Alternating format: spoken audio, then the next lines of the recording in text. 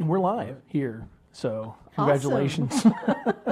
We are live. Does it happen just automatically? I know Automatically after we hit all the right buttons, yes. And so we are actually live. We are actually live. This is You so hit cool. the start button there. So I can like do my theme song. You know, you could do your theme song if you want to do your theme song, or we could stick to the outline. Okay, we'll stick to the outline. All right, do that. everybody ready? We are ready. All right. Welcome to Intern Pursuit Live, the show all about internships and how to survive them. This is Jerron. This is Isabella. And this is Andy coming up here in this episode of Intern Whisper Live. Jerron, we're going to put him in our student spotlight. Then we'll have Apexis Digital Productions going to be in our employment spotlight. We're going to talk about how 3D printing is affecting entrepreneurs. And of course, we are going to introduce everybody to Isabella. Oh, this is exciting. I am so excited about being on the show. And it's my show. It is your show. It's like my show. You're the reason we're all here. Yeah. I'm so honored. Yeah. So tell us where we can find all of your social plugs, all your places, all of our social feeds. Where are we at? Well, there's two parts to this story, so I have to tell both parts of it. So Pivot Business Consulting is my parent company. And in that company, I work to train employers, leaders in leadership development, also in areas of team building, team dynamics. But I was building a lot of experiential internship programs for employers. And out of that came Intern Pursuit, which is the name of the other company. Intern Pursuit is a software that helps employers manage that whole side of working with interns so they stay in compliance and keeps their butt out of trouble. And then out of that, people started calling me the Intern Whisperer, and so that's the name of the show. Perfect. All I right. like it. Yeah. And so do we have like a Facebook page for all this thing? We do. So what you're going to see in our notes that we're going to share on our Facebook page is you're going to see the site for Pivot Business Consulting. And then I'm also going to make sure I include the Intern Pursuit. Facebook, we're on Twitter, we're on LinkedIn, we're on Instagram, we're on Google+, and we also have a YouTube channel. So for both of those products or both of those companies, you'll be able to find those social channels. So it's a lot to list. I don't know if everybody wants to have me read the long string. All right. Well, I mean, yeah, once you hit the social pipes, if you just Google or just look around for Pivot Business Consulting, you'll be able to find those on there. Also, you can listen to us live on mixlr.com. That is at the Valencia College Radio, where we're broadcasting live there. And you can also watch us live on our Facebook page as well at facebook.com.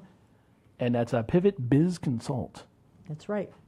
So they would look for Intern Pursuit or Pivot Biz Consult is how to find me on the social channels for sure. Okay, so what are we going to be talking about tonight, guys? Well, first and foremost, we talked a little bit about you. We're going to talk a little bit more about you, find out a little bit more about your game, the Intern Pursuit game, the actual game that you've got, and a little bit more about what Pivot Business Consulting actually does. Okay, so as I shared earlier, Pivot focuses on leadership training, team dynamics, team communications, and culture. There are training workshops that I can do for employers of all sizes using a personality assessment tool called Estimate. And there it can do anything from, it's color-based, the color-based profile. And people can learn how to communicate in, are you a red, are you a blue, are you yellow or green? So they can understand what their strengths are. So it's a very positive program. It's not DISC. There is another product out there called DISC, and this one is 8 facets instead of just 4. So what you're telling me is not everybody's the same? No, they're not. Isn't That's that amazing? striking. We're all unique. I know, right? I'm glad to hear it. I know. Look around the room. We're all different here. So anyway, that's what Pivot focuses on. And then it was, as I said, people would come up to me and say, how do you have so many students that are working with you? And I said, I create experiential internships. My background is in education, 20 years. I was a public classroom teacher for a while. I moved over I knew I didn't want to keep teaching in the classroom. I was in Seminole County.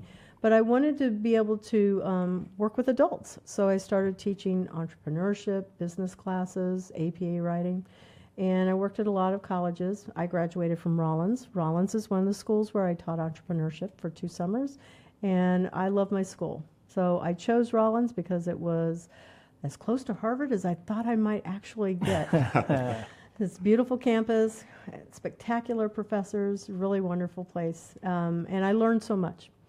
So back on topic here, like I said, just focusing on training, delivering workshops in that area on Pivot. And experiential internships. And then people started saying, hey, can you do this for me? And I realized I couldn't do it just as me. I was the bottleneck, and if I wanted something to scale, I had to create it so it was an automated system. So out of that came Intern Pursuit, a software. And that creates an experiential internship program for an employer of all sizes.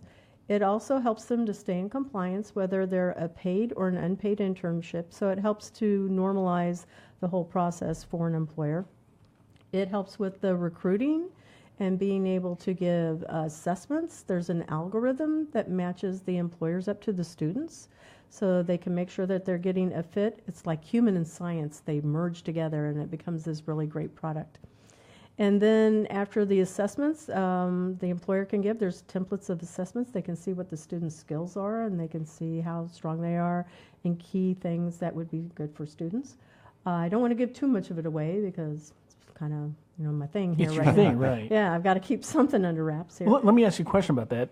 You say students. What age is like your bottom line, your bottom lowest age that someone can be an intern or be in your program?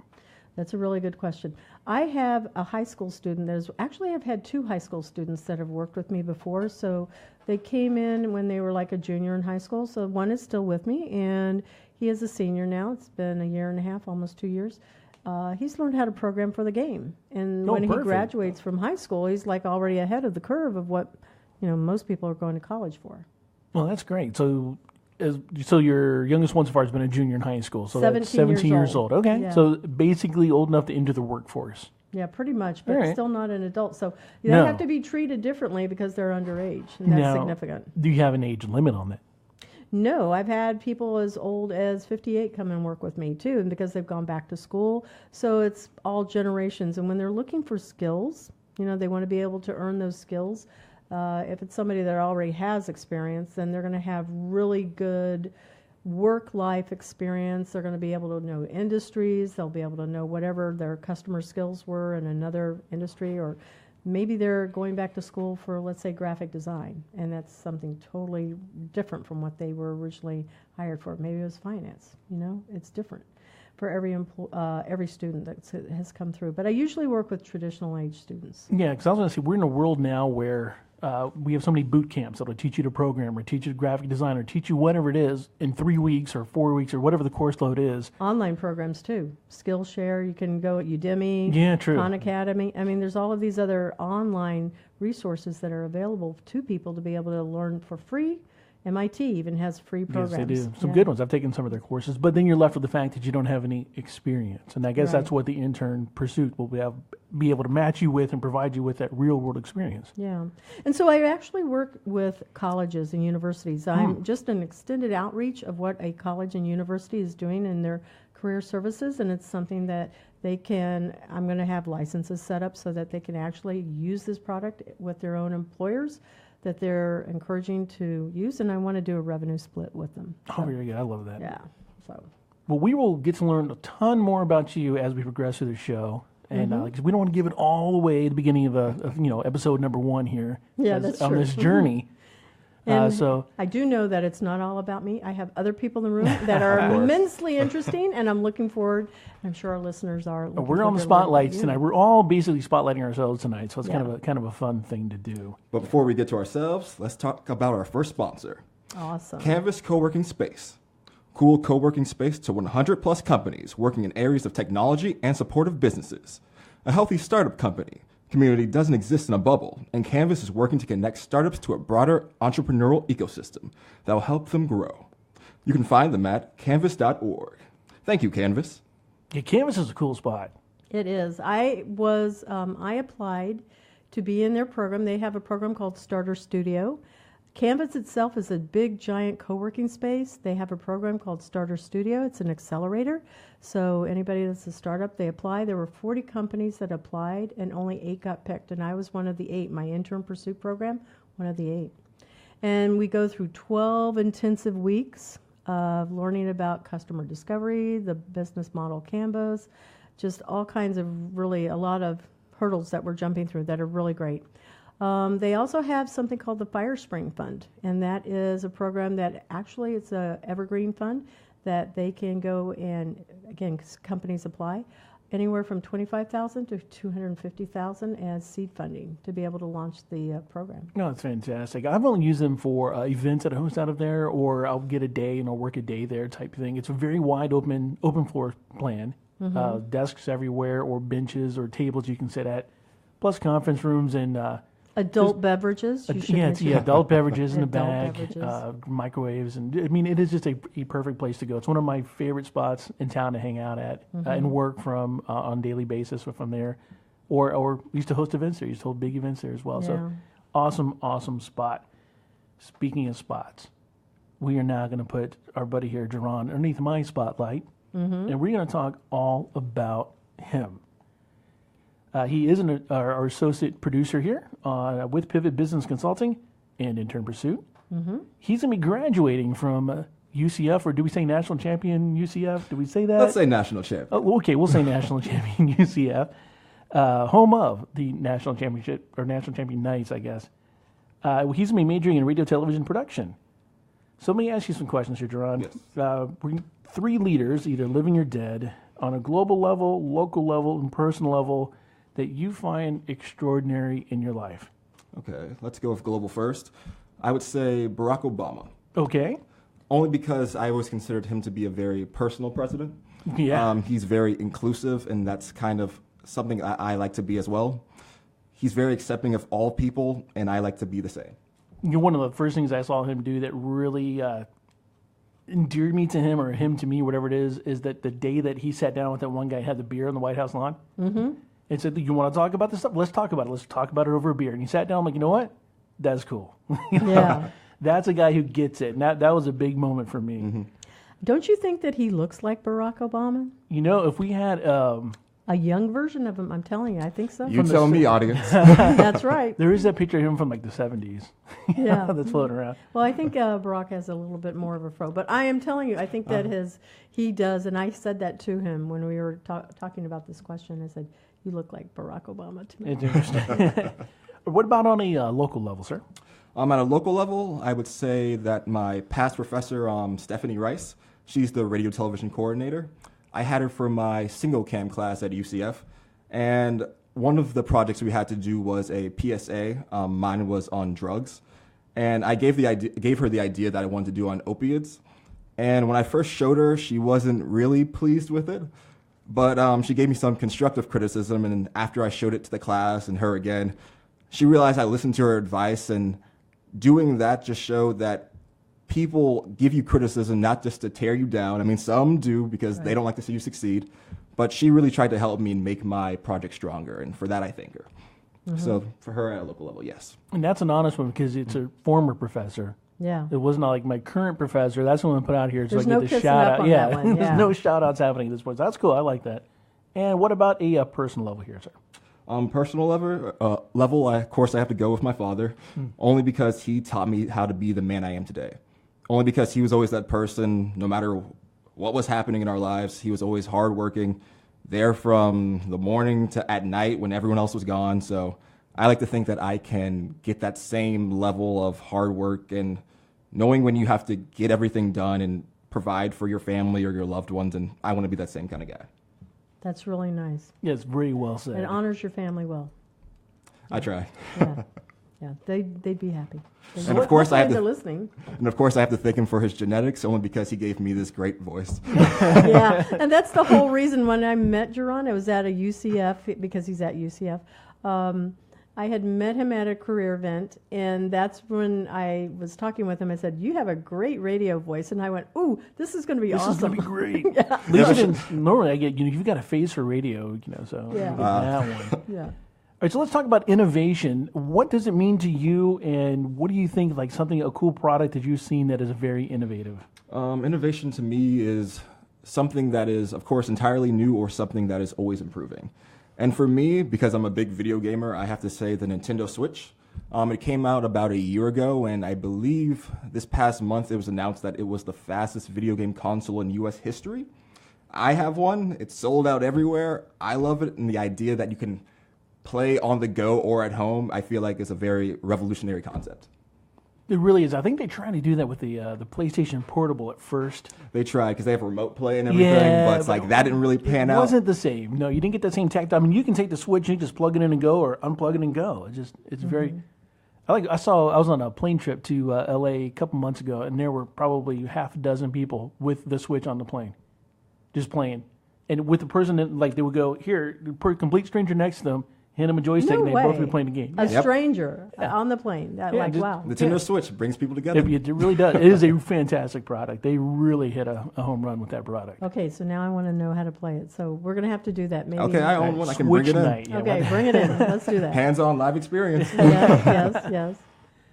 All right. So, have you ever been an intern or worked with interns? No, this is actually my first internship, so I would like to thank you for the opportunity again, Isabella. Okay, so there's no pressure. So I always like the internship with me to be something, you're welcome too, but to be really highly experiential. And he's got thrown right into the loop, and he's having to learn how to run the board. He's going to learn Yeah, so we'll be many swapping things. sweet seats next week. Yes. Oh, he didn't know that. So that's awesome. Okay. That's awesome.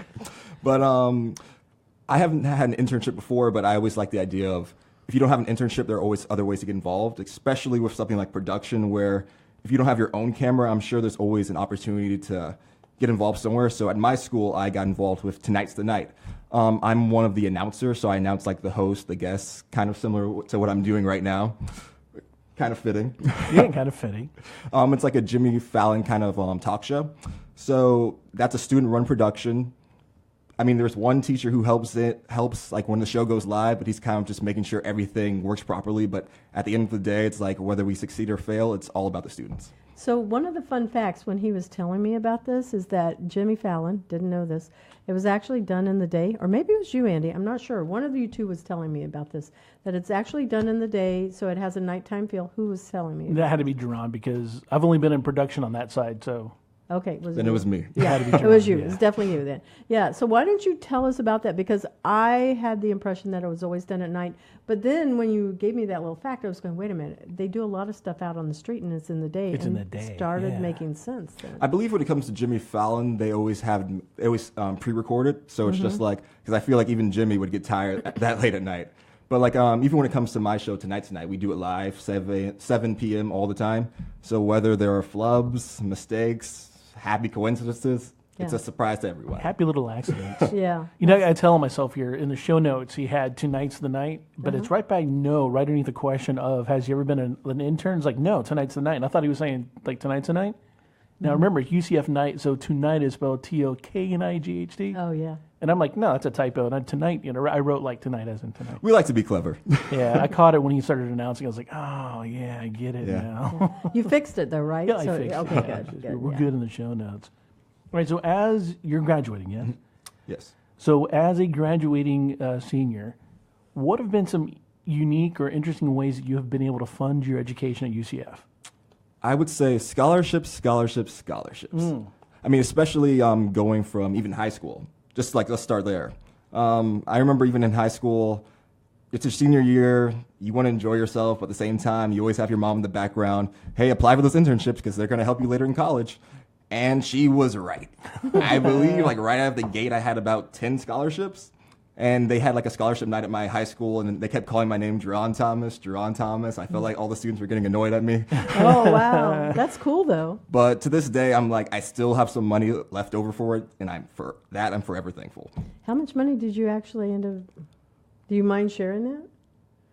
Because you had to work for that. Sure. It was just me doing a lot of essays, but I want to say at least 8,000 for sure, but Wow. I also went to my state college because I did theater before I came here as a production major, and I was also on a theater scholarship, so I paid for about $4,000 a year. That's pretty good. Yep. That's really good. And I was there for 2 years, so I'm like, And it's even increased it. unrestricted money, right? They didn't say that you had to use it on tuition. You could.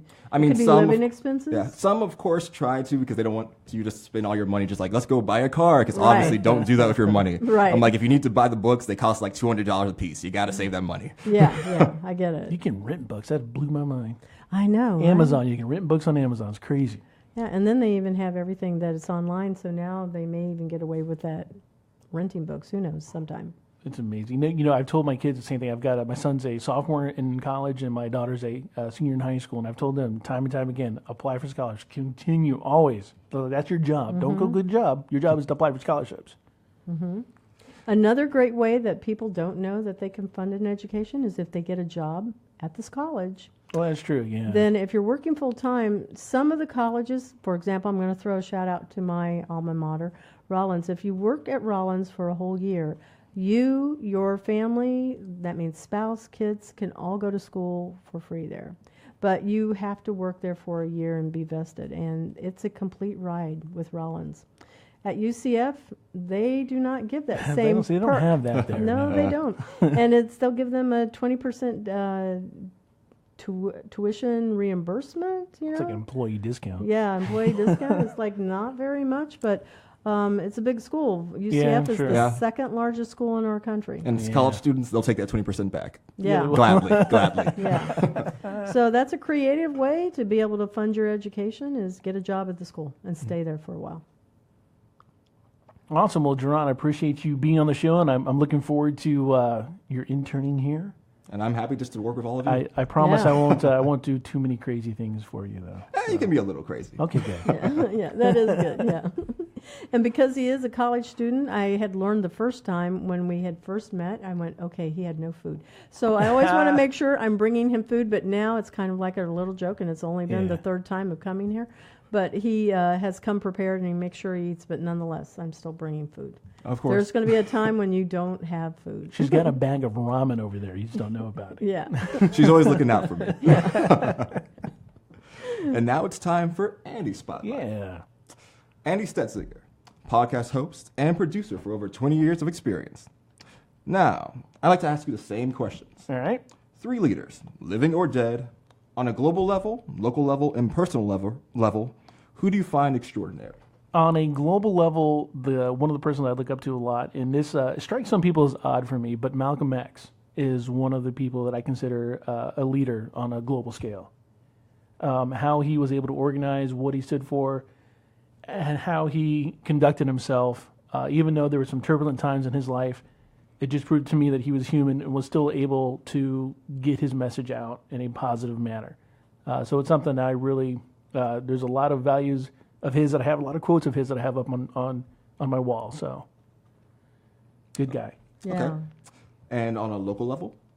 On a local level, and this, I might get a little bit of argument, this guy might be considered a little bit of national as well, but a gentleman by the name of Dan Kennedy, who is a marketer. He's been a marketer for a number Well, I've of never years. heard of him, so I'm going to go with local, it sounds like. Well, I think he's based out of Virginia. I don't know. Anyhow, he's just a very big marketer who teaches a lot of amazing marketing skills, both online and offline. He is what I would consider one of the masters of the long-form sales letter. Wow. So he's just a really fantastic guy who can teach a lot of valuable lessons. And the most valuable lesson was a really great story. I had the opportunity to go to dinner with him, where dinner with Dan Kennedy is $5,000 a seat. I did not pay $5,000 for my seat. So now this sounds like a really good story. How did Yeah. you get to snag that? We were actually doing some technology work for Dan, and in exchange, we got the seats. So it was. Wow, that better have been a really good dinner. Being next to him was better than the meal. It was at a hotel, so it was a hotel catered dinner. Yeah. So Okay. the dinner was dinner. But what was awesome was we got to ask him questions. We're there one-on-one with him. That's a big event. And we asked a question. We said, look, there are like 30 keynote speakers in this event, and they've all got their own marketing message with their own marketing books, their own marketing everything. who do we listen to? What should we take away from all this? Who would be the guy to go listen to buy their book if we could only buy one book and listen to one guy? Mm-hmm. And he looked at me and he said, it doesn't matter who you go listen to. It doesn't matter what book you buy. At the end of the day, you just have to do it. He said, Nike got it right. You just have to do the work. Okay, so I Googled him. Yeah. Is this him? Does he have? No, that's a. Yeah, Okay. yeah, that's it. I saw the logo for Glazer Canadian Cider Circle. Oh, yeah. right. So there you go. Yeah. I'd say that's not him. That's a one of his series of books or something he's got. Yeah, but it says claim $800 worth of powerful marketing tools and Yeah. resources for free. Yeah. That sounds like a really good gift. You be careful. Don't sign up. You'll get emails galore. Yeah. Not that I ever condone that. And I didn't mean to interrupt you No, there. no, but you're yeah. fine. So, I mean, the basic lesson he was saying is however you get your motivation and your inspiration, you still have to do the work. Mm-hmm. And so that was the biggest thing. I didn't go see anybody because we were selling stuff at that event. And it was just a great lesson I learned from him. That is really, really valuable there. And he sounds like quite a guy. So now you made me Google him. Yeah. There you go. So I'm going to go look at the website even more and see what else is there. But And he does, I don't know what kind of horse racing it is. Carriage racing, where you're behind the horse in like a chariot, but it's a carriage, not a chariot. ooh, I don't know what that is. Yeah, it's kind of crazy. He had a really nasty accident one year. It does sound very Roman-like, though. Like Yeah, except gladiators. you're sitting down. You're not standing up like a gladiator. You're like sitting down at control. I don't know what Scott is cool. Yeah. Okay. Is that like a competition thing? Yeah, it's a race around the track. Would you ever try it? No. Me and horses don't get. We have horses and I have a mutual relationship and mutual understanding that I don't bother them, they don't bother me. It's great. Okay. We get along. I would love to hear that story of how that came to be. Yeah. We'll remember that one if we still have time at the end. Will do. Yeah, that'll be good.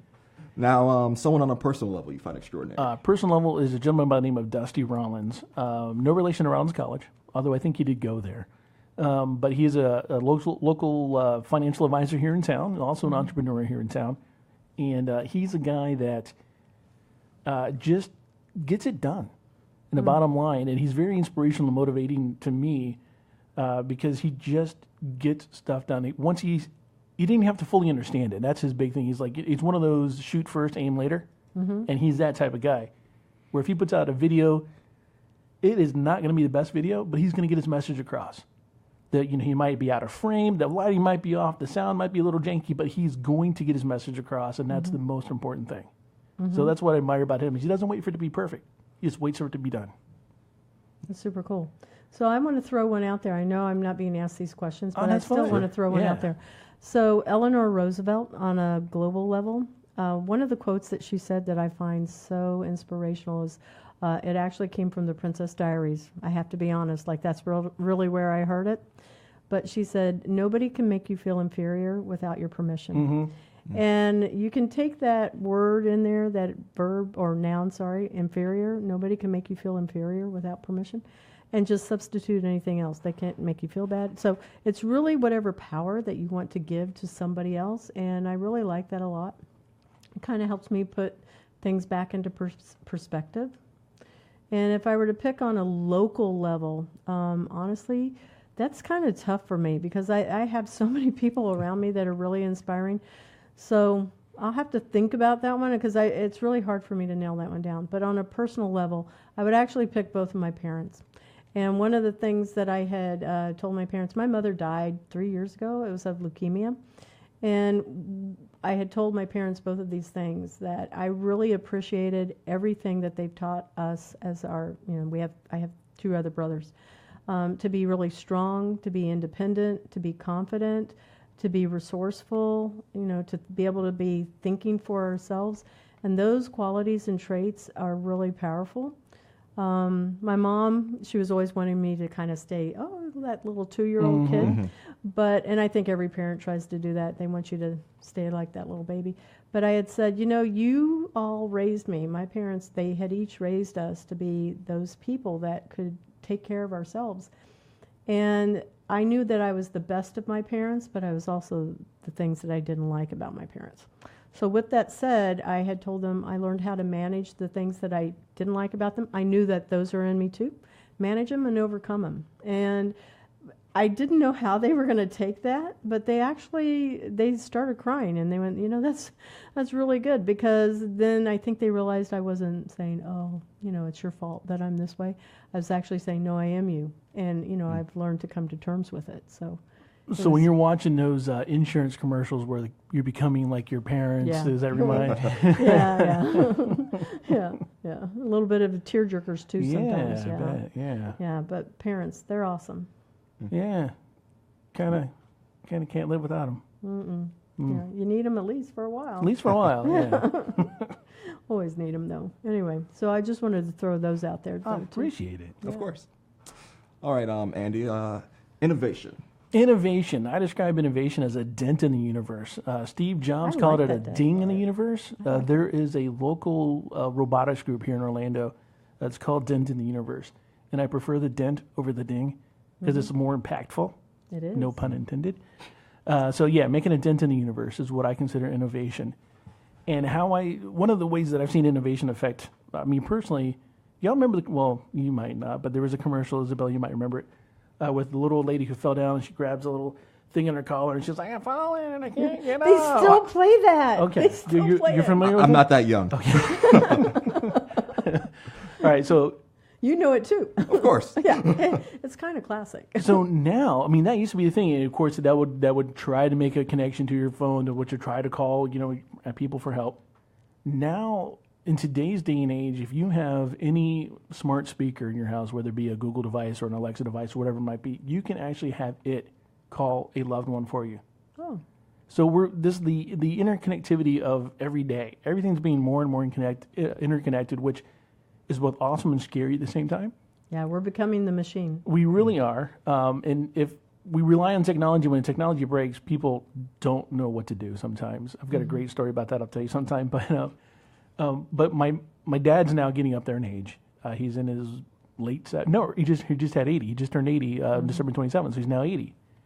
And he's now living with my sister. He's at he's in Colorado, and no one's always there for him at home. Mm-hmm. But we have an Alexa there. And he has the ability anytime just to call out, and we know he's covered. Mm-hmm. So I like that. That is nice. It is nice. So then I think there was maybe one other question. On the technology side, I saw something that was, can I throw mine Sure, in? Sure, absolutely. So I saw something that was really cool. I always look to see what are the latest things that are in tech. And I saw in India, they played this on Facebook. There was a wooden spoon, and it is, you think it's wooden, but it's actually made out of a plant-based material, and it can be eaten, so now you don't have waste going into the environment.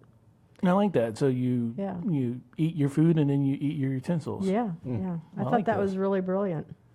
And then there was another one that I saw where it's actually going into the ocean, and it's able, because I used to work for the Nature Conservancy. I was a grants administrator and a financial analyst, and realized I'm not a financial analyst. But I loved my programs, and they were from Gainesville, Florida, down to the Keys. And there's always all of this waste that goes into our environment. So really feel that one. But this product goes out into the ocean, and it sucks in all of the debris and the bags and the trash that gets up into our ocean. And then it actually turns it around. It can recycle it and compress it. So I thought it was really interesting also. So I like to look for those things that are on, whether it's Facebook, and just what are the cool things in tech. So I was really glad to hear that one. Yeah, tech is always changing. Oh my goodness. Like Facebook. I don't know about you guys, but every week Facebook is changing something again on me. And I'm going, what's this new thing I've got? Yeah, and don't forget to review your privacy settings on Facebook at least once a month, because sometimes they'll change and default them back to their default, which is not what you want. So, I did not know that. That's a good tip to know. So I'm going to go and check that now. Not being paranoid, just being real. Mm-hmm, mm-hmm. Now, to both of you, have either of you ever been interns or worked with interns? I know, of course, you have, but have you ever been an intern yourself? Actually, yes. When I was going to school to be a public classroom teacher, I ended up and I had a day job. So I had gone to work Okay, I probably shouldn't. I'm going to take you guys back a little bit here. So my first 2 years of college were at University of Florida. I transferred up to FSU. Originally, I was a criminology major. Spent way too much time with the guy that I was seeing at the time, not enough time in class, flunked out, got sent home. So when I did that, I decided, and my parents said, no, we're not paying your way anymore. You're going to have to figure it out. So I got a full-time job, and I put myself through Rollins, and then I made that whole honor roll. I was on president's list the whole time. So I was going to school at night full-time and working in the day. Anyway, back to the original thing here. So I had to get a job as a public classroom teacher. That's what I wanted to go into.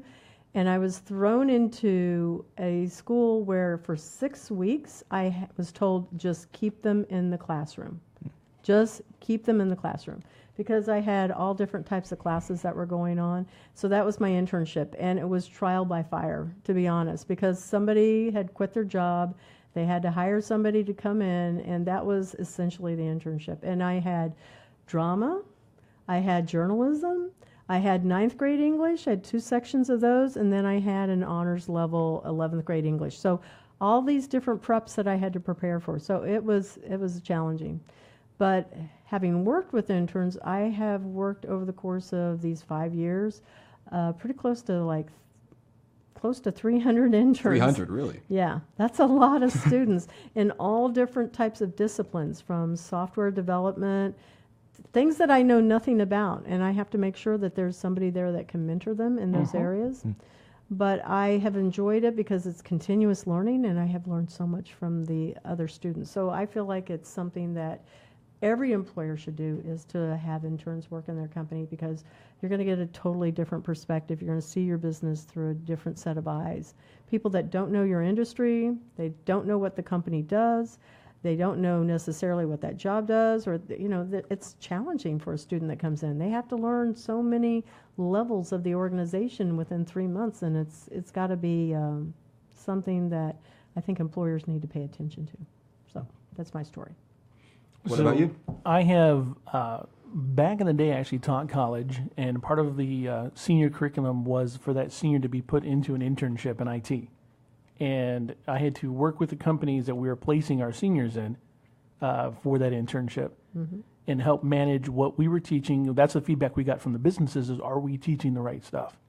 And so I was in that position to manage the student and the business that student was being interning. It's kind of like almost a very small version of what you're doing, just on a very, very small one. We were lucky enough that we were in Arkansas, eastern Arkansas at the time, and right across the river is Memphis, Tennessee, and FedEx. And FedEx loved sending, getting interns from us, and we loved sending interns to FedEx. It was just very simple. It was a very nice little relationship we had with them. Now, as an employer, when I was actually an employee manager, I was managing IT division of the company, and was given interns. I never directly asked for interns. They would show up like puppy dogs, and the ones that it was one of those weirdest things, because it wasn't ever properly done, and that's probably why I had a negative experience. It was always a favor for a friend, and it would show up and go, hey, this guy, he is such and such person's next door neighbor, and this is his son. We need to give him an internship. And they would put him in IT. And like the one guy we had one year, he was going for electrical engineering. Well, there's a little bit of that in IT, but not a ton of that in IT. We did infrastructure, so there was a little bit of that, but not enough for an internship. So we're trying to expose him to other things, and he was very much a wiring guy, very much that type. It was like he was bored the entire time. So with him, we had a lot of fun. And by fun, I mean, I told you I wasn't. This is things I won't do to you. Okay. Like we send them on horrible errands, like to go find left-handed screwdrivers. That's mean. Yeah. We had to give him something to do. Yeah. And so he had to go do something. We got him to I don't know. We did weird things, karaoke with him. Like go do this. It was just the craziest things we'd have him do. Because I didn't want him to just go get coffee all the time. So. Right. But one of the things that I didn't want to do with any of my interns was give them all the crummy work that nobody else wanted to do. Right. Because I don't feel that you learn from anything, and that's not, I don't think, what internships are for. So we did try to expose him a lot of stuff that we know would help him, as far as, like, we got him to rewire a wiring closet. He did a phenomenal job of that because it was something he was interested in doing. So if I ever found something he was interested in doing, I would try to direct him into that. But if we just had nothing to do, yeah, we're sending him on wild goose chases. So... Yeah, that's not always a lot of fun. So normally when I work with employers, I will tell them that, you need to make sure that there's about 20%, it can be research-based, that you're asking them to do, but 80% of whatever the tasks are needs to be relevant to what that job is. It has to be. Now, we did have a really good intern that came through that was going for a program, he was into programming, and he came through IT, and we got him So one of my beliefs is that if you're going to be doing any type of web-based programming, which is pretty much almost everything in these day and age, I firmly believe that you need to understand the platform in which you're programming for. So if you're doing a website, let's just say just a plain old website, and you're going to be putting that on an Apache server, you need to understand Apache, you need to understand Linux, you need to understand the what that foundation is. So when we got this guy who was going to be doing web development, as an intern into the IT department, I had him building servers, I had him installing Linux, I had him updating Apache, I had him doing all the infrastructure stuff. So he had a great fundamental and foundation to then go into the programming side with. Yeah, that's and to good. understand that there's some things you can do in any kind of programming language that whatever function that might take you, 15, 20 lines of code in whatever language you're doing, it might be one system call. So learn what's going to be the best way to do it. And so that one went really well. So That's really good. That's a really interesting story that you shared too, because a lot of employers, part of the problem why they're frustrated is they may not have systems in place, and they don't really think about creating the job description and think about how the tasks that you're asking them to do actually have to be something that's translatable to a real skill that they can put on their resume, because that's what they're looking for. And it's a fine line because you have to stay in compliance with the Department of Labor especially when using unpaid internships. Oh my goodness, so those are the companies that usually ask me to create those programs for them. And then there are people that already know what they think they know what they're doing. They'll ask me to come and do a double check and say, okay, how does everything look? And then I double check them. But my background is in education, but it's also in entrepreneurship. And I understand what businesses are looking for from that business side and an HR side. But also the students, I understand what their needs are from an academic side. So it really it's a balance that has to be designed. And it should be somebody that knows what they're doing inside of that company so they can make sure they're giving that student real job skills. absolutely, totally agree. Because Jerron is earning every single thing that he is having to do. He's going to earn it all. Yeah. I have to say, this is a very empowering internship that you've given me. Yeah. You've given me a lot of opportunities to make different creative choices, and for that I really appreciate it. And you're very welcome. And so let's look at one of the intern things that happened here, because we were talking about this earlier. You and I were working together on Monday. Yes. And I left early. And part of an internship, I think for anybody, but even for the employer, you have to be open and allowing people to make mistakes. Sure, absolutely. So I tell the people that work with me, I go, listen, I know you're going to screw up. You're going to screw up really big sometimes, and they do. But it's no different than myself. So be willing to make sure that that person that's working with you, no matter who they are, if they're relatively inexperienced or if they have 40 years of experience, give as much mercy and grace and forgiveness as you want for yourself when you mess up. And so you want to share what you did? After you had left, Yeah. you gave me time to just work in the studio alone and just figure everything out. Yeah. And if I hadn't done that, I don't know the show would even be live right now. So thank you. Yeah. So this is really our second episode, I'm understanding. Because I heard we went live for 3 minutes. 3 minutes, but I'm sure the people who did listen enjoyed it. I'm just kind of curious what happened in those 3 minutes. It was him going, how do I shut this off? Yeah. Were you like saying bad words? Of course not. If anything, I was just perfecting my DJ There voice. you go. Okay, that sounds good. But were you like going testing? Because I have no idea. A lot of that and a lot of just living out my dad's fantasy of everybody, let's listen to the slow jams right There you now. go. Love it. That sounds funny. That's why you had to turn the mood lighting on here tonight. Yeah, Of course. yeah. And one more question, because I Yeah. know it would benefit me greatly. Oh, perfect. What would you tell your 20-year-old selves going through college? Man, so old man question, I like it. That the grades that you're striving to get don't mean anything if you cannot apply the knowledge in the real world. So what I mean by that is don't just go for the academics of college. Yes, you need those grades because those grades are going to help you, but remember to apply those.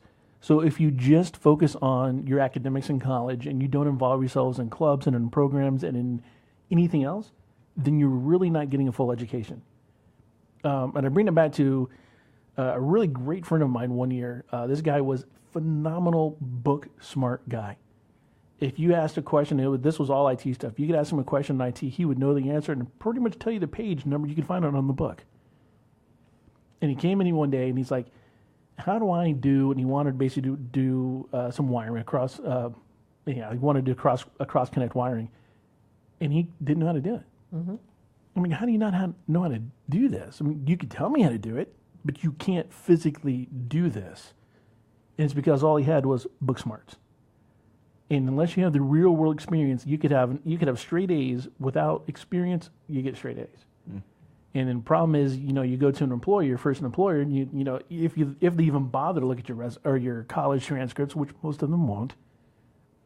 If you get there and you're that green, you're useless to them.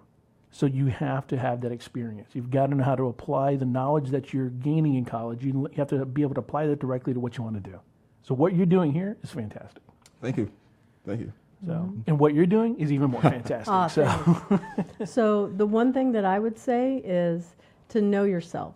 Really know your strengths and the things that you don't want to do. And when I say that, remember I said I realized I was not a financial analyst. Yeah, the numbers just didn't add up for you. Yeah. No, I that's not where I get my energy from. My energy comes, you need to know what your like if I'm doing personality assessments, I need to know more about myself. So I get energy from being around people. I'm an extroverted processor, which means that I also talk to be able to walk through my problems. And it's kind of like a hurricane where it's like, okay, where's she going with this? But I do get to the point, the eye of the hurricane at the bottom there. And then I have learned to also appreciate being in the moment. And I think that those are the things that if we focus too far ahead on the future, we kind of miss what's going on right now in the present. Oh, yeah. And then also the third thing, this is something my parents told me. They said, try everything because you really don't know what you're going to like and what you're not going to like. So I tried to compress that into the 4 years so I could figure out what I really did like. And my major was originally criminal justice. I switched it over to English because I went, well, what do I like to do? And I went, I like reading, I like writing, I like researching, so boom, it became English. And that has been something that has carried me through. I could write grants. I was able to work with, write business plans. I can write resumes. I teach. I love teaching, so I've always used those things that I absolutely love, that I'm passionate about, and put it into whatever my industry is that I worked in or whatever the job was that I was doing. I like it. I like it a lot. Yeah, so those are my tips that I would have said. And I'm happy for both of them greatly. Okay, good. Good. Hopefully our listeners will too. So we did want to talk a little bit about some entrepreneurship kind of stuff here in today's episode. And we're going to kind of briefly run down how 3D printing is affecting entrepreneurs in today's marketplace. We've all probably pretty much seen what a 3D printer is, maybe seen one in action at a con or gone to Maker Faire and seen one, or Tronicons coming up this weekend. They have them in the libraries at schools now. They do have them in the libraries. They're everywhere. Yeah. What might come as a surprise to a lot of people is they've been everywhere since the 80s. That is surprising. I did not know that. Just on a very, very large and expensive scale. Wow. So they've been around for a long time. Back in the 80s, it wasn't cool. They didn't call it 3D printing. So I have a theory about how nothing's really cool until the marketers get a hold of it, and then it gets cool. Mm-hmm. And that's what drives the pricing down and innovation up. So back in the 80s, they called it additive manufacturing. Additive Manufacturing. So when you look at 3D printing, all you're doing is you're printing little dots, in this case with plastics, about a millimeter dot every millimeter. So it's just, you're adding to it. So additive manufacturing. You're just adding little dots. 3D sounds so much cooler. Doesn't it? Yeah. So, when marketers get a hold of it, 3D printing, oh man, we love it. It's all the rage. But back in the 80s, when they were trying to do it, it was expensive. The machinery was heavy, machinery was large. And so it was only used for prototyping large government type projects. So it didn't really catch on. Now you can look at the cost of 3D printing in a model that they call cost per part. So how much does it actually cost you to print what you are printing? And that cost can be offset several different ways. Number one, by the actual device that you're printing with, the printer that you buy. The printing material that you're using has a cost associated with it, and the size of what you're printing. All those determine how much your actual print is going to cost you. Now, there are ways to offset those, and this is where the entrepreneurship all starts to come into play here. You can Google in your city. Here in Orlando, we have 3 or 4 of them, but you can look in your own city for maker spaces. Here in Orlando, downtown Orlando, we have Factor. Out on the east side, we have Familab, and on the south side, we have Maker Effects. I know 2 of the 3. So I happen to be a member of Maker Effects. Love the place. It's a really cool maker spaces there.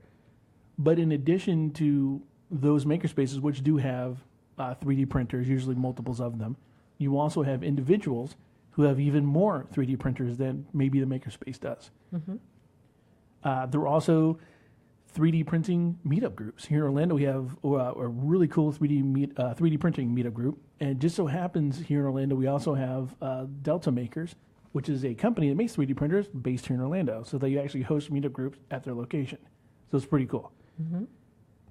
So we've come from prototyping into production with 3D printers because the cost has come down. Everybody's into it now. It's starting to be something that is more cost effective to actually design stuff with. So now that it's becoming more cost effective, what are you going to do with it, and how are you going to get your prototype or your actual production thing done?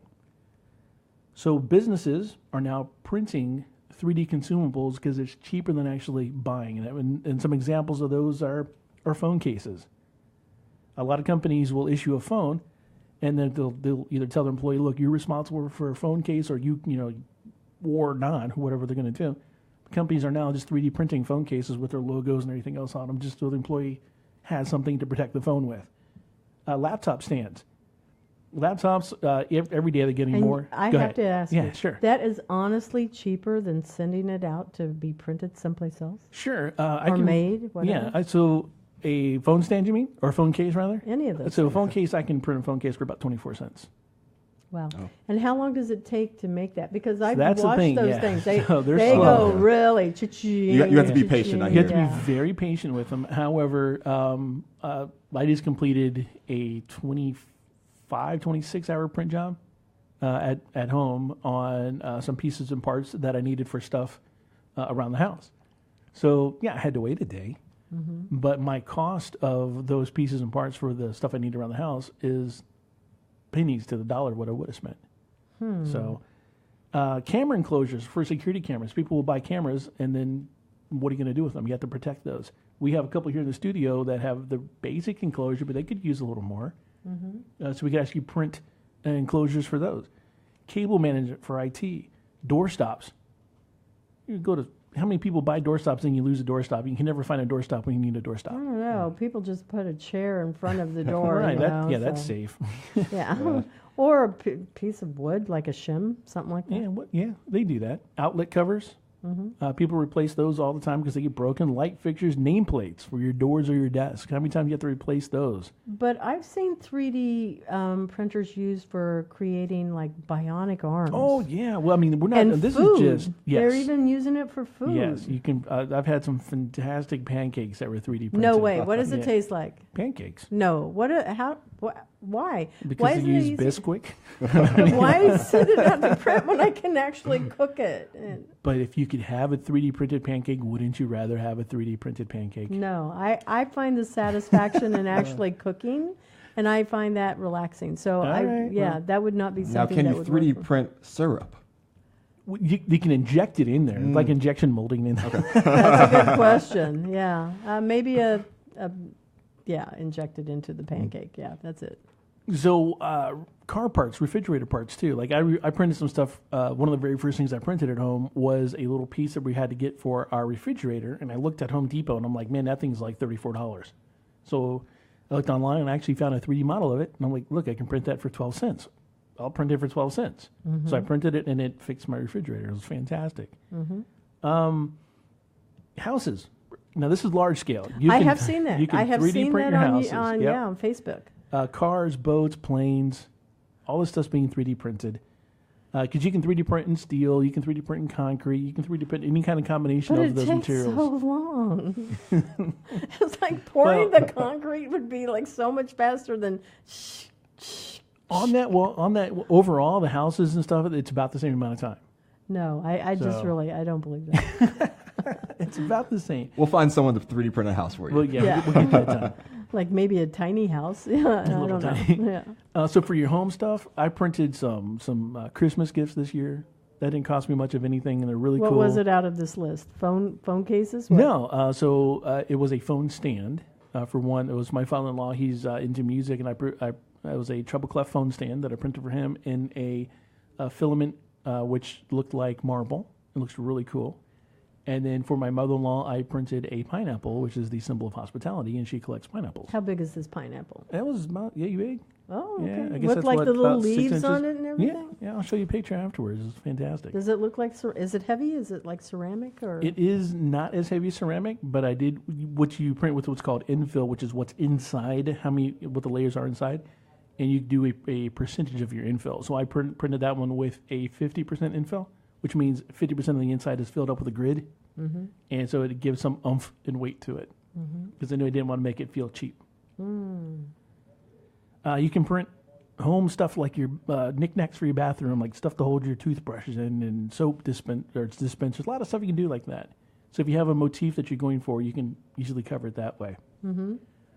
Wall hangers, door hangers, slide locks. There's tons and tons and tons. I mean, the list goes on and on and on.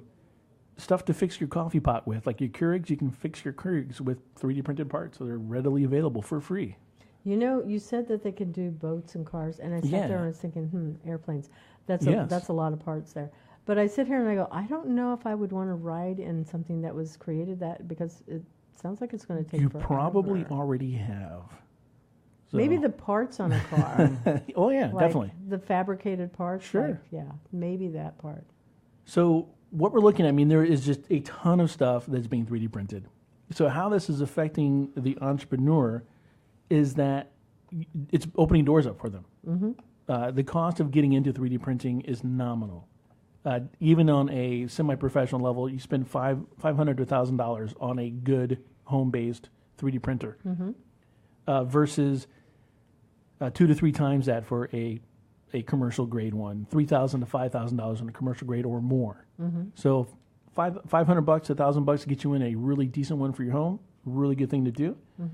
You can then buy your filament, or that's what you're going to be printing your stuff with. You spend about $24 per roll, and you're going to get out of that, depending on a lot of factors, depending on what size of stuff you're printing, and depending on your infill that we talked about before, whether it's a 20% up all the way up to 100%, is that thing solid that you're doing or what? And so it's going to depend on how much you're going to be able to get out of that roll. Obviously, the more that you solid you're printing, the less you're going to be able to print out of that. So you're going to expect to get about 4 good, decent size prints out of a spool. And by decent size, I mean 20 plus inches. So I'm like looking at the board here, and it looks like there's going to be somebody coming in behind us here relatively All right, well, we'll wrap quickly. up really quick here then. Yeah, because we only have like 2 more minutes. 2 more minutes. So here's the big thing. Once you get into this, you can get your slicing software, which actually is going to get your 3D printed object into your 3D printer. It'll tell you how much it's going to cost you. You can then go sell those on Etsy very easily to do that. Make yourself available to people who are looking for 3D printing services, either through your makerspaces or your entrepreneur meetups or your business luncheons. I have customers that I 3D print for on a weekly basis now. So it is really changing the landscape for a lot of people. Interesting. So we need to give a shout out to one of our other sponsors, I think. Of course. Our next sponsor is BMDM Marketing Agency. BMDM is a direct marketing agency focused on helping companies reach individuals through online and offline means.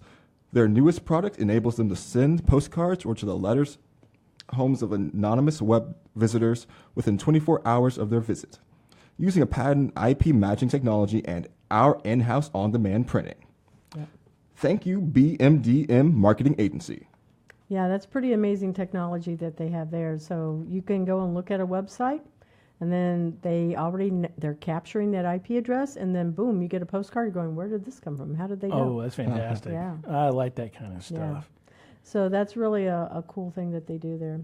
And then there's one other thing I want to say. I love Valencia College. I love being able to be on this radio program. I think this is awesome. Isn't it a cool spot? Look at this space that we're in. Yeah, this it's a is really amazing. cool spot. Yeah. Great equipment, really colorful space. We've got this window that people walk by. I've been looking and they can see us. They can see us. Yeah. And it's not hot in here. A lot of studios you go into and you're recording and it gets hot. Yeah. I don't know about you on that side of the room because you're far away, but on this side of the room, I'm not hot. Yeah, no, it's cold. Good. Cold. That's the way it's supposed to be. Yeah. All right, so we will be back here live again next Wednesday night. Yep. So thank you guys. No, thank you. No, thank you. Yeah. It's all because of you that we're here. Well, I'm thrilled that I have people that know what they're doing and that can help guide me. So thank you so much. So remember, folks, you can find us there on our Facebook page and look for Pivot Business Consulting. You'll see everything there. That'll link you to our webpage. And all of our other social media contacts will be right there on our Facebook page. Don't forget you can listen live on mixlr.com, Valencia College Radio, and you can also watch us live on our Facebook page next Monday night. And please download the MixLR app. Very good. They have to follow. They have to actually download the MixLR app. They have to look for Valencia College Radio. It's all one word. And then they have to follow it, and then they'll get notifications. Perfect. Yeah. Now they know where to go. All right. Yep. All right. This has been Jerron. This has been Andy. And Isabella. Thank you for listening to The Intern Whisperer. See you next week. Bye-bye.